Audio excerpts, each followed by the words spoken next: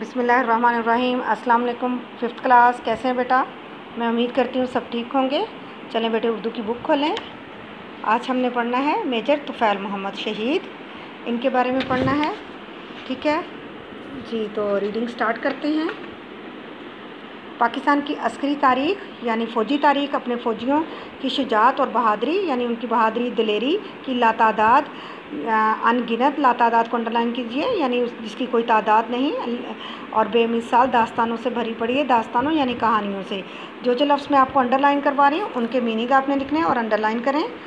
ठीक है, और जो मुश्किल लफ्ज़ों के मैं मायने बता रही हूँ उनको अंडरलाइन करके उनके ऊपर उनके मायने लिखिए।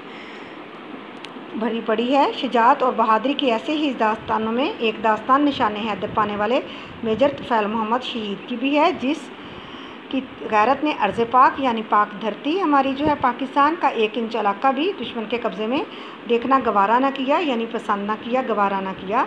और जब तक दुश्मन से अपना खोया हुआ इलाका ना छुड़ा लिया, जो दुश्मन ने जिस पर कब्ज़ा कर दिया था उसको वापस ना ले लिया, चैन से ना बैठे। पाक फ़ौज के इस मुजाहिद ने वतन अज़ीज़ की हिफाजत के लिए अपनी जान का बेलौस नजराना पेश करते हुए, बेलौस जिसकी कोई कीमत नहीं थी, बेलौस नजराना अपना आप पेश कर दिया और वतन के दिफा का अहम फरीज़ा अंजाम दिया। वतन के दिफा यानी तहफ़्फ़ुज़ का अहम फरीज़ा अंजाम दिया। मेजर तुफ़ैल मोहम्मद 1914 में मशरक़ी पंजाब के इलाके होशियारपुर में पैदा हुए। 1943 में फ़ौज से वाबस्ता हुए।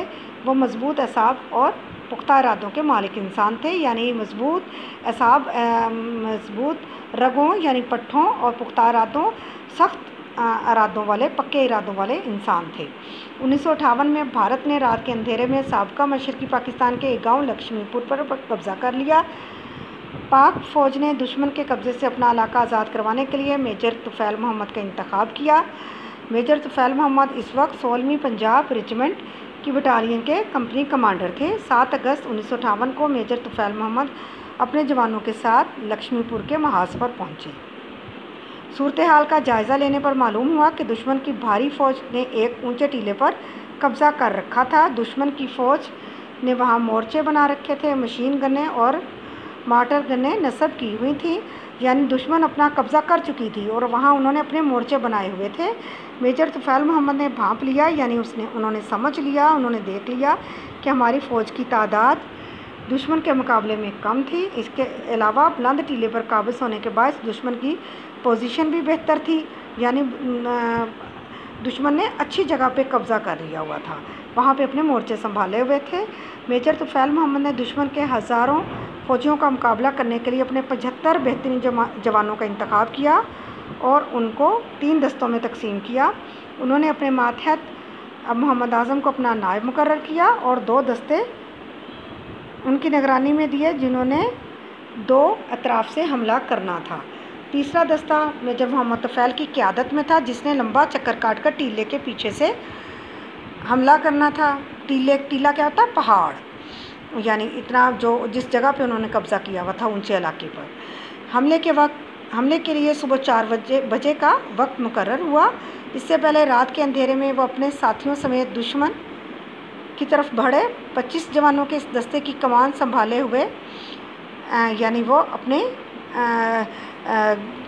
साथियों में दुश्मन की तरफ बढ़े। 25 जवानों का दस्ता उनके साथ था।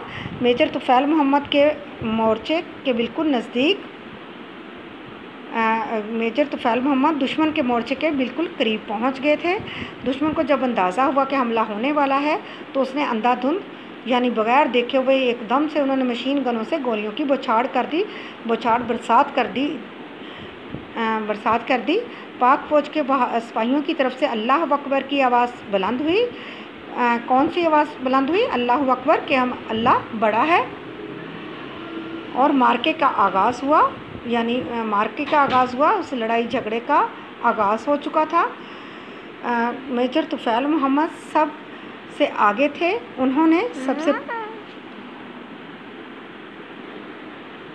मेजर तुफ़ैल मोहम्मद सबसे आगे थे। उन्होंने सबसे पहले दुश्मन की एक मशीन गन चौकी पर दस्ती बम फेंका और इसे हमेशा के लिए खामोश करा दिया। अपनी तबाही का ये मंजर देखकर दुश्मन की एक फ़ौजी ने दूसरी मशीन गन से गोलियों की बुछाड़ कर दी। मेजर तुफ़ैल मोहम्मद اس کی زد میں آ گئے، یعنی ان کا نشانہ بن گئے، اور 3 گولیاں ان کے پیٹ میں لگیں۔ اس کے باوجود انہوں نے یہ ہرگز محسوس نہ ہونے دیا کہ وہ شدید زخمی ہیں۔ نعرہ تکبیر کی صدا کے ساتھ انہوں نے اپنے جوانوں کا جوش و جذبہ بڑھایا اور دوسرا دستی بم پھینک کر دشمن کی ایک اور چوکی تباہ کر دی۔ دشمن نے بھی جوابی حملہ کیا، جس کے نتیجے میں ان کے نائب محمد اعظم شہید ہو گئے۔ اب میجر طفیل محمد تمام جوانوں کے تنہا سالار تھے، اکیلے سپاہی تھے، ان کے نائب جو تھے وہ کیا تھے؟ شہید ہو چکے تھے۔ وہ مسلسل اپنے جوانوں کو ہدایت دیتے رہے اور ان کا حوصلہ بڑھاتے رہے۔ انہوں نے انتہائی بہادری سے فائرنگ کی جاری رکھی،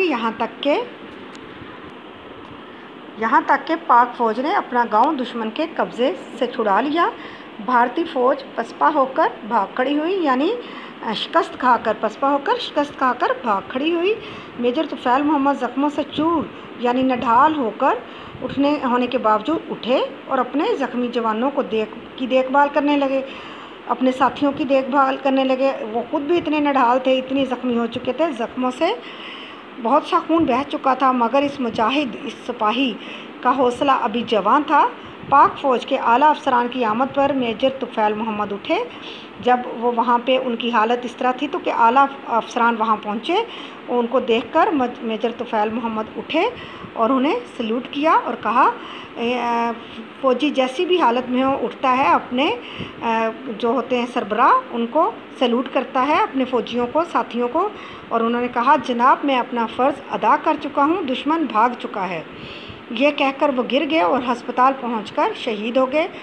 ڈاکٹروں نے اس بات پر شدید حیرت کا اظہار کیا کہ وہ پیٹ میں 3 گولیاں لگنے کے باوجود نہ صرف 5 گھنٹوں تک زندہ رہے بلکہ لڑتے بھی رہے۔ بہادری اور جانثاری کے اس عظیم کارنامے پر انہیں نشان حیدر سے نوازا گیا، جو پاکستان کا سب سے بڑا فوجی اعزاز ہے۔ اس عظیم جانباز سپاہی کی یاد آج بھی ہمارے دلوں میں زندہ ہے اور زندہ رہے گی۔ ٹھیک ہے جی بیٹا، دیکھیں کتنا عظیم کارنامہ میجر طفیل محمد شہید نے کیا اور کیسے انہوں نے اپنے ملک کے دفاع کے لیے اپنی جان پیش کی۔ تو بیٹے آپ نے اس کو اچھے سے یاد کرنا ہے، اس کی 3 دفعہ دہرائی کرنی ہے، جو لفظ کے میں نے معنی بتائے ان کو انڈر لائن کرنا ہے، ان کے معنی یاد کرنے ہیں۔ اوکے جی، اللہ حافظ۔